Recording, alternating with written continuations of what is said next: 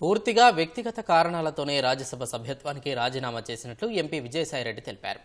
Rajya Sabha chairman Jagdeep ధన్ఖడ్ను కలిసి MP సభ్యత్వానికి తన రాజీనామాను సమర్పించగా ఆయన ఆమోదించినట్లు విజయసాయిరెడ్డి వెల్లడించారు.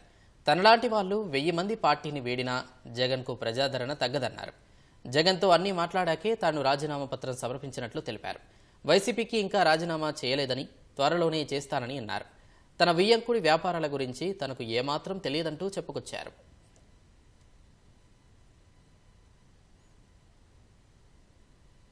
వ్యక్తిగత కారణాల వల్ల నా యొక్క రాజ్యసభ సభ్యత్వానికి ఇంకా 3.5 సంవత్సర కాలం ఉన్నప్పటికీ కూడా రాజీనామాని ఉపరాష్ట్రపతి గారు మా యొక్క రాజ్యసభ చైర్మన్ అధ్యక్షుల వారికి సమర్పించడం జరిగింది. ఆయన ఆ రాజీనామాను ఆమోదించడం కూడా జరిగింది.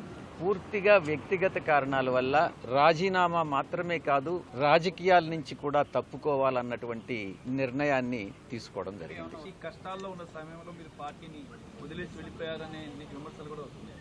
వైఎస్ఆర్ కాంగ్రెస్ పార్టీ 2019 ఎన్నికల్లో 151 స్థానాలు సాధించుకున్నది.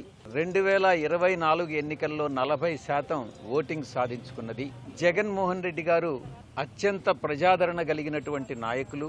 నాలాంటి వాళ్ళు 1000 మంది పార్టీని వీడినా కూడా ఆయనకున్న ప్రజాదరణ తగ్గదు అన్నటువంటిది నా ఉద్దేశం. జగన్మోహన్ రెడ్డి గారు లండన్లో ఉన్నారు.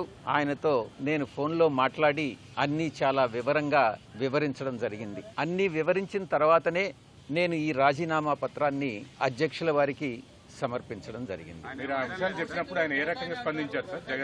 భవిష్యత్తులో ఒక్కసారి రాజకీయాల నుంచి తప్పుకున్న తర్వాత రాజకీయాల గురించి మాట్లాడడం అన్నటువంటిది సమంజసం కాదేమోనని నా ఉద్దేశం.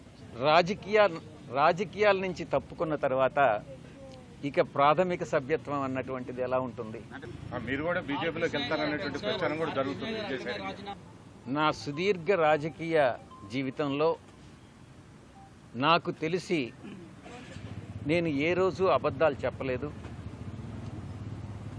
ఒక హిందూ ధర్మాన్ని నమ్మినటువంటి వ్యక్తిగా, వెంకటేశ్వర స్వామిని నమ్ముకున్నటువంటి వ్యక్తిగా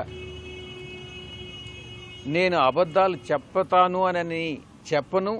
అలా చెప్పుతాను అని ఎవరైనా నమ్మినట్లయితే అది మీ యొక్క విజ్ఞతకే వదిలేస్తున్నాను.